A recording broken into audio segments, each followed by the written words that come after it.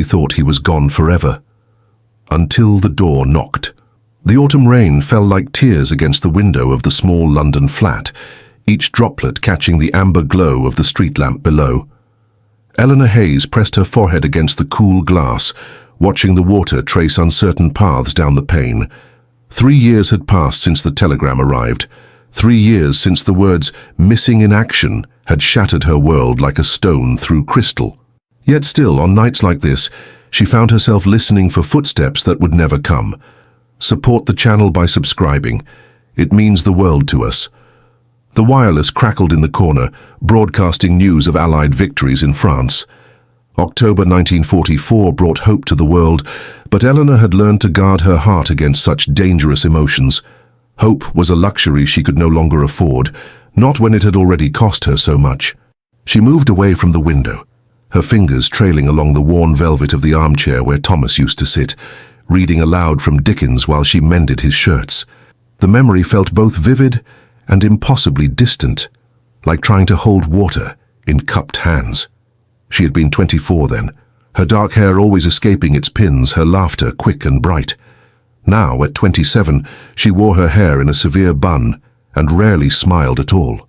The flat felt smaller these days, crowded with ghosts and might-have-beens. Eleanor had kept everything exactly as it was when Thomas left for France in 1941. His books still lined the shelves. His favorite teacup still sat in the cupboard. His photograph still smiled down from the mantelpiece in his Royal Air Force uniform, all boyish charm and confident eyes. She picked up the photograph, her thumb tracing the familiar contours of his face. Squadron leader Thomas Fletcher, 26 years old, lost somewhere over the Norman countryside. The official report spoke of engine failure, of a Spitfire spiraling toward Earth, of searches that found nothing but scattered wreckage and unanswered questions. "Where are you?" she whispered to the photograph, as she had whispered 1,000 times before. The silence that answered was as familiar as her own heartbeat. Eleanor worked now as a translator for the War Office, her gift for languages keeping her mind occupied during the long days. French, German, Italian. The words flowed through her consciousness like water, carrying other people's secrets, other people's pain. She was good at her work, precise and efficient, but it was the evenings that tested her resolve, the evenings when the flat grew quiet and the memories grew loud.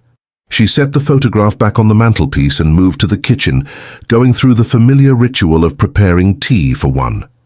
The routine was a comfort, each movement choreographed by years of solitude. As she waited for the kettle to boil, she found herself thinking of the letter she had started writing that morning. Another letter to Thomas that would never be sent, joining the dozens of others in the drawer of her writing desk. The letters had begun as a way to process her grief, but they had become something else entirely. In them she told him about her days, about the changes in London, about the gradual healing of a world at war. She wrote about the small victories and quiet defeats, about the way morning light still caught the dust motes dancing in their bedroom, about how she had finally been able to listen to Chopin again without crying. The kettle's whistle pierced the silence, and Eleanor poured the hot water over the tea leaves, watching them unfurl like tiny flowers blooming in reverse. She carried her cup to the sitting room and settled into her chair with the evening's work, documents that needed translation, reports from resistance networks in occupied France.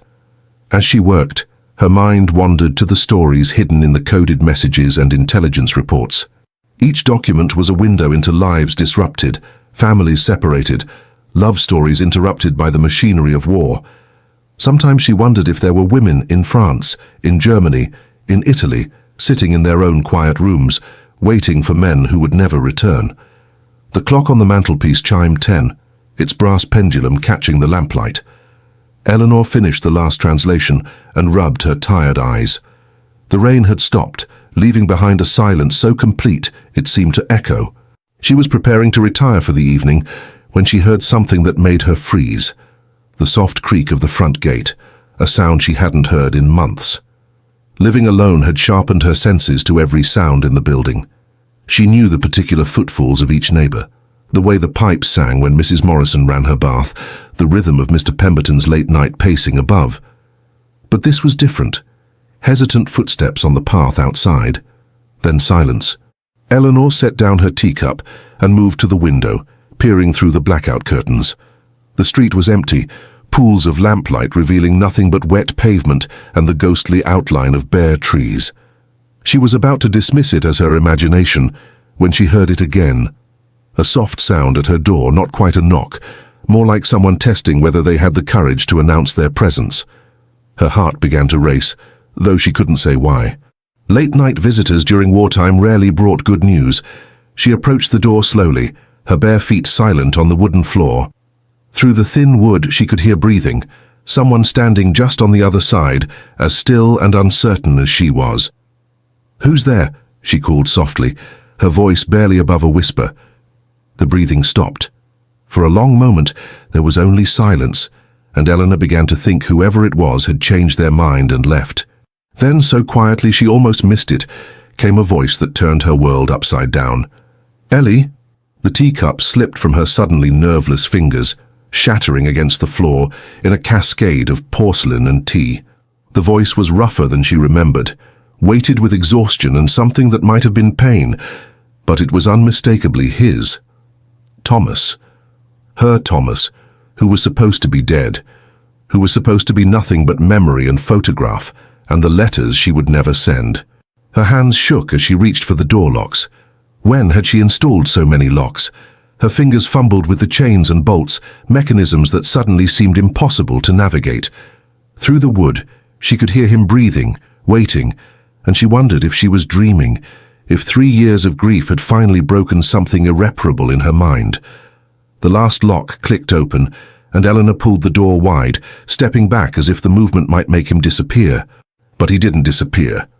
Thomas Fletcher stood in her doorway, alive and real and impossibly, wonderfully present. He was thinner than she remembered, his face carved by hardship and something that looked like hunger. His dark hair, once meticulously combed, hung in uneven waves that spoke of months without proper care. His clothes were civilian, ill-fitting and worn, as if borrowed or stolen. But his eyes, those warm brown eyes that had haunted her dreams, were exactly as she remembered them, though shadowed now with experiences she couldn't imagine. They stared at each other across the threshold, neither daring to move, neither daring to breathe. The silence stretched between them like a bridge neither was sure would hold their weight. "You're supposed to be dead," Eleanor whispered, the words emerging without her permission. Thomas's mouth curved in something that wasn't quite a smile. "I'm sorry to disappoint you." The familiar cadence of his voice, even roughened by whatever he had endured, broke something loose inside her chest. She stepped forward, then stopped, her body remembering the shape of his embrace even as her mind struggled to accept his presence. "How?" The question came out broken, full of 3 years of unanswered grief. "It's a long story," he said quietly. "May I come in?" Eleanor stepped aside, her movements automatic. Thomas crossed the threshold and she closed the door behind him, turning the locks that had failed to keep out ghosts. When she turned back, he was standing in the center of her sitting room, taking in the unchanged space with something like wonder. "You kept everything," he said, his voice thick with emotion she couldn't read. "I couldn't," Eleanor began, then stopped. How could she explain that changing anything would have felt like erasing him completely? How could she tell him about the nights she had curled up in his chair, breathing in the lingering scent of his cologne, until even that had faded? Thomas moved to the mantelpiece, his fingers hovering over his own photograph. "I wasn't sure you would still be here. I hoped, but I wasn't sure. Where else would I be?" The question came out sharper than she intended, 3 years of anger and grief giving it an edge that made him flinch. He turned to face her, and in the lamplight she could see the toll his absence had taken. There were lines around his eyes that hadn't been there before, a wariness in his posture that spoke of hunted nights and careful days.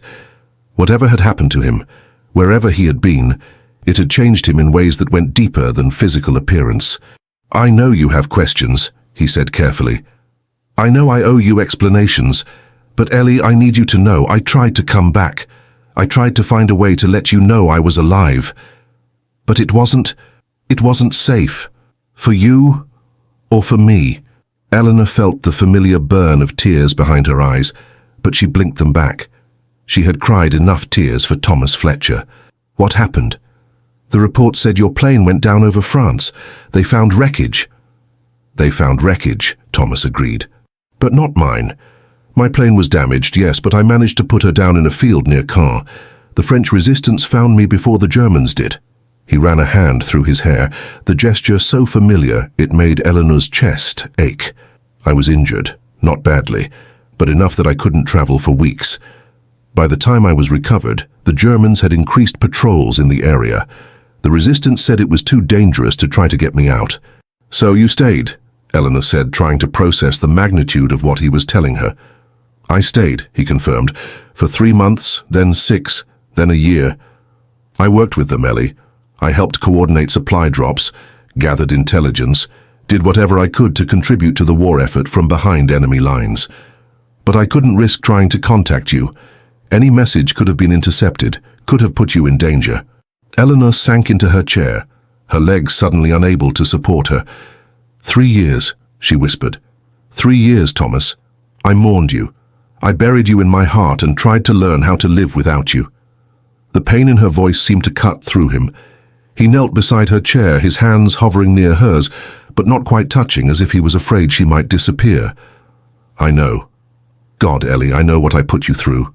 There wasn't a day that went by that I didn't think about you, didn't wonder if you were safe, if you had moved on. The last words came out barely audible, and Eleanor looked down at him, seeing the fear in his eyes. The fear that she had found someone else, that 3 years of absence had erased what they had built together. Moved on. She almost laughed, but it came out bitter instead. Thomas, I couldn't even move the books on your nightstand. I couldn't throw away your old newspapers. How was I supposed to move on from you? Relief flickered across his features, followed quickly by something that looked like guilt. I'm sorry, he said simply. I'm so sorry, Ellie, for all of it. For leaving, for staying away, for letting you believe I was dead. If I could have done it differently, but you couldn't, Eleanor finished for him. She reached out tentatively, her fingertips barely grazing his cheek. His skin was warm, real, alive beneath her touch. You're here now, that's what matters. Thomas closed his eyes at her touch, leaning into it like a man who had been lost in the desert finding water. I was afraid you wouldn't want me back, he admitted. 3 years is a long time, people change, I've changed. Eleanor studied his face, seeing the truth of his words in the new lines around his eyes, in the careful way he held himself, in the shadow that crossed his features when he thought she wasn't looking. We've both changed, she said softly. The question is whether we can learn to love who we've become.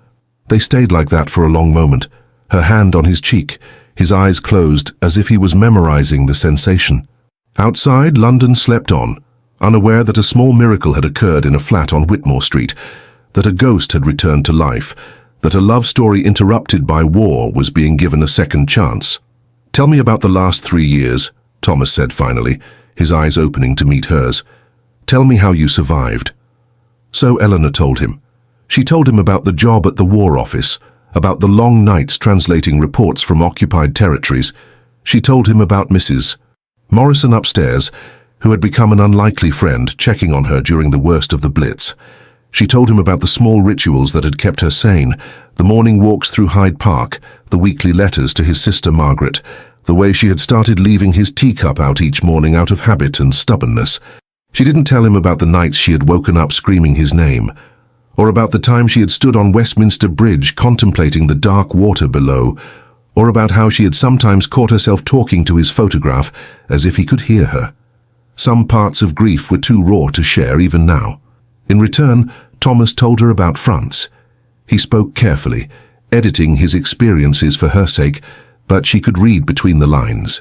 She heard about the farmhouse where the resistance had hidden him, about the family who had risked their lives to shelter a downed RAF pilot. He told her about Marie-Claire, the young woman who had served as his liaison with the underground network, and Eleanor felt a stab of something that might have been jealousy. She was brave, Thomas said, as if sensing her thoughts. Braver than anyone should have to be. She saved my life more than once. Where is she now? Eleanor asked, trying to keep her voice neutral. Thomas's expression darkened. Dead. The Gestapo caught her 3 months ago. She died under interrogation without giving up any names. He was quiet for a moment, lost in memories that Eleanor couldn't share. That's when I knew I had to try to get home. The network was compromised, and I was more liability than asset. A British airman helped me get across the channel 2 weeks ago. Eleanor absorbed this information, trying to imagine the life he had lived in her absence. The danger, the constant fear, the weight of other people's lives in his hands. No wonder he looked older, more weathered. No wonder there were shadows in his eyes that hadn't been there before. "What happens now?" she asked, the question that had been hovering unspoken between them. Thomas was quiet for a long moment, his gaze moving around the room that had remained frozen in time. "I don't know," he admitted. "Officially, I'm still dead. I'll need to report to my commanding officer, go through debriefing, medical examinations.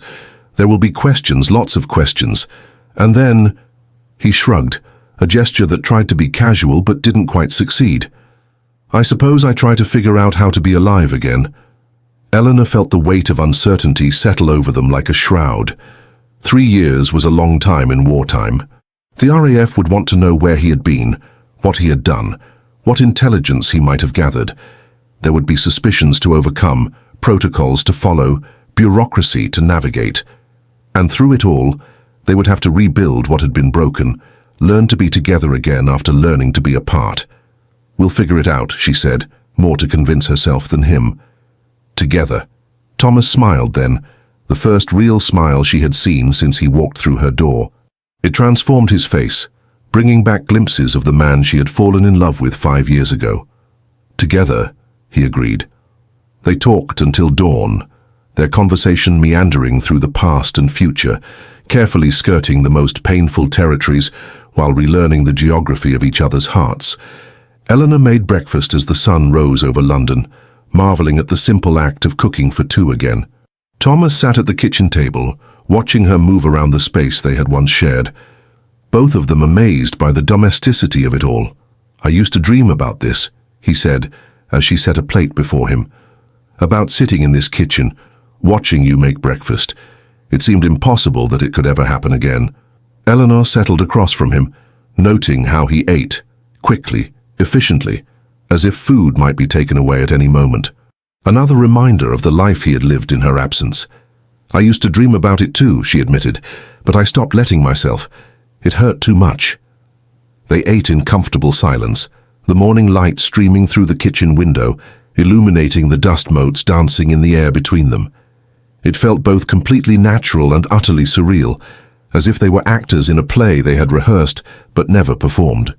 After breakfast, Thomas excused himself to wash and change into clothes that Eleanor had never been able to bring herself to pack away. When he emerged from the bathroom, clean-shaven and wearing the familiar blue sweater she had knitted him for Christmas 1940, he looked more like the man she remembered. But she could still see the changes, the careful way he checked the windows before sitting down, the way his eyes tracked movement in the street below, the tension that never quite left his shoulders. "I should report in today," he said reluctantly. "The longer I wait, the more difficult it will be to explain." Eleanor nodded, though part of her wanted to beg him not to go, to stay hidden in the flat where they could pretend the outside world didn't exist. "What will you tell them?" "The truth, mostly," Thomas replied, "though there are some details that are better left unsaid. The resistance taught me the value of strategic omissions." They spent the morning going through the practicalities of his return to life. Eleanor helped him gather the documents he would need, watched him practice the story he would tell his superiors. It was strange how quickly they fell back into the rhythm of partnership, anticipating each other's needs, finishing each other's sentences. But beneath the surface normalcy, Eleanor could feel the weight of unspoken questions. What if the RAF didn't accept his story? What if there were consequences for his long absence? What if the war ended and he was assigned somewhere far from London? What if they had changed too much to recapture what they had lost? Thomas seemed to sense her anxiety. As he prepared to leave for Whitehall, he took her hands in his, studying her face with an intensity that made her feel transparent. "I know this is complicated," he said softly. "I know there are no guarantees, that we can't just pick up where we left off. But Ellie, I want you to know whatever happens with the RAF, whatever consequences I face for being gone so long, you are the reason I fought so hard to come home. You are the reason I survived." Tears she had been holding back all morning finally spilled over. "I'm scared," she whispered. "I'm scared that this is too good to be true, that you'll disappear again, that I'll wake up and find out I dreamed all of this." Thomas pulled her into his arms, and Eleanor marveled at how perfectly she still fit against him, how her head still found the exact spot on his shoulder where it belonged. He smelled different now, less like the cologne he used to wear, more like soap and something indefinably foreign. But underneath it all, he was still Thomas. "I'm not going anywhere," he murmured into her hair. "Not if I can help it. We've lost 3 years, Ellie. I don't intend to lose any more." He left just after noon, promising to return by evening with news of what the future might hold. Eleanor spent the day in a state suspended between elation and terror, unable to concentrate on anything, jumping at every sound. She cleaned the flat obsessively, as if preparing for an inspection, then sat down to write a letter to Thomas's sister Margaret, trying to find words for the impossible. The afternoon dragged by with excruciating slowness. Eleanor found herself constantly checking the clock, calculating how long various scenarios might take. A simple debriefing and medical examination could be completed in a few hours. A full interrogation and investigation could take days, weeks, months. The not knowing was almost worse than the 3 years of certainty that he was dead. As evening approached, Eleanor prepared dinner for 2, an act of faith that felt monumental. She set the table with their good china, lit candles, opened a bottle of wine they had been saving for a special occasion. If Thomas came home to good news, they would celebrate. If he came home to bad news, they would face it together. Either way, they would face it at this table, in this room, in the life they were trying to rebuild. At 7 o'clock, she heard his key in the lock. When had he reclaimed his key? The sound sent a thrill of normalcy through her that was almost painful in its intensity. Thomas appeared in the doorway, still in his uniform, his expression unreadable. "Well?" Eleanor asked, though she was afraid to hear the answer. Thomas's serious expression broke into a grin. "Squadron Leader Fletcher has been officially resurrected," he said. "It seems the RAF has use for pilots with my particular experience. I'm being assigned to intelligence, helping debrief other evaders and escapees." Eleanor felt her knees go weak with relief. "You're staying in London?" "I'm staying in London," Thomas confirmed, "at least for the foreseeable future. It seems that being presumed dead and working with the French resistance has made me rather valuable to the intelligence service." Eleanor launched herself into his arms, and this time he caught her, spinning her around the small sitting room as she laughed and cried simultaneously. When he set her down, they were both breathless, both grinning like children who had gotten away with something extraordinary. "There will be challenges," Thomas warned, even as he held her close. "I'll be working long hours dealing with classified material. There are things I won't be able to tell you, places I won't be able to take you. And Ellie, I'm not the same man who left 3 years ago. I've seen things, done things, that have changed me in ways I'm still trying to understand."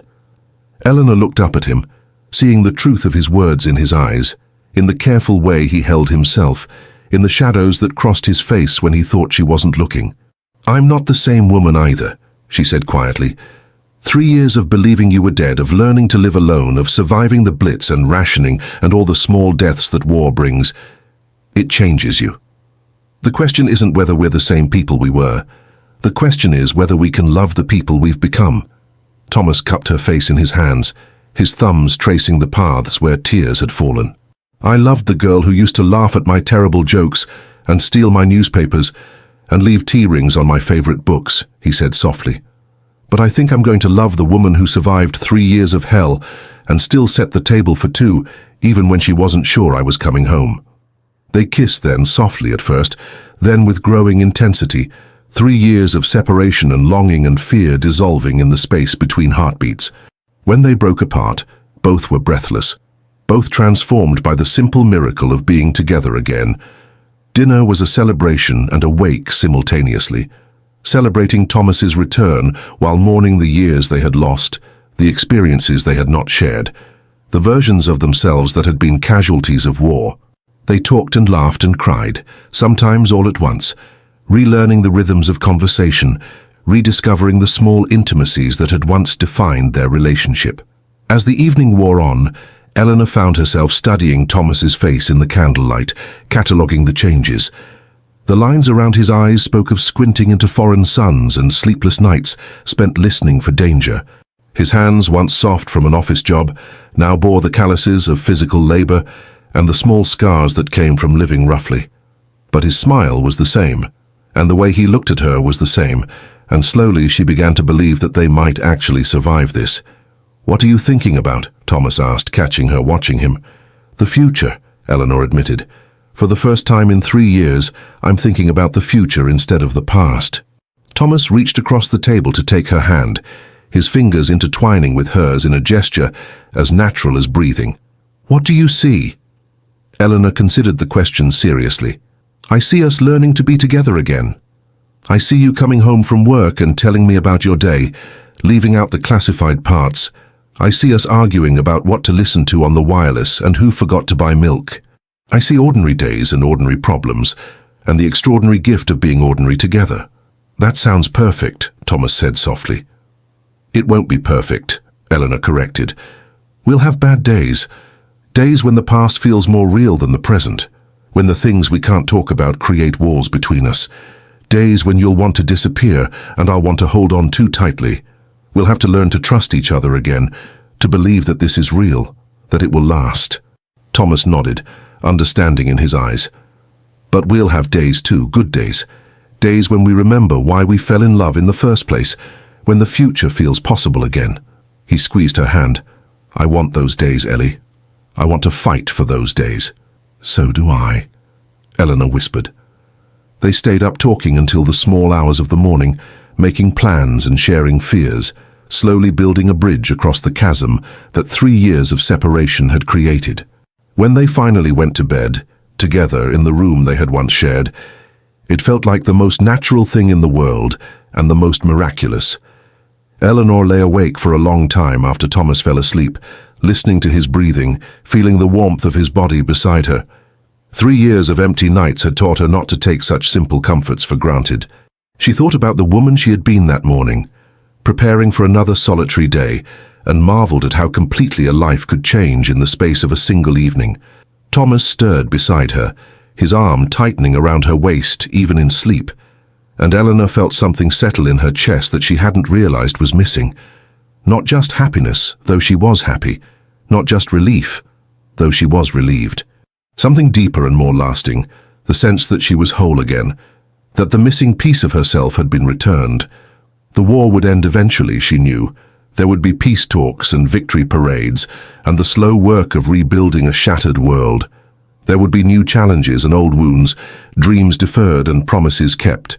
But tonight, in this moment, with Thomas's breathing steady beside her and the rain pattering gently against the windows, Eleanor Fletcher allowed herself to believe in happy endings. She had thought he was gone forever. But sometimes, if you were very lucky and very stubborn and very brave, forever turned out to be just for now. Sometimes, if you kept setting the table for two and leaving the light on and believing in the impossible, love found a way to come home. The door had knocked, and love had answered. And in a small flat on Whitmore Street, 2 people who had learned to live apart began the delicate work of learning to live together again, one ordinary miracle at a time.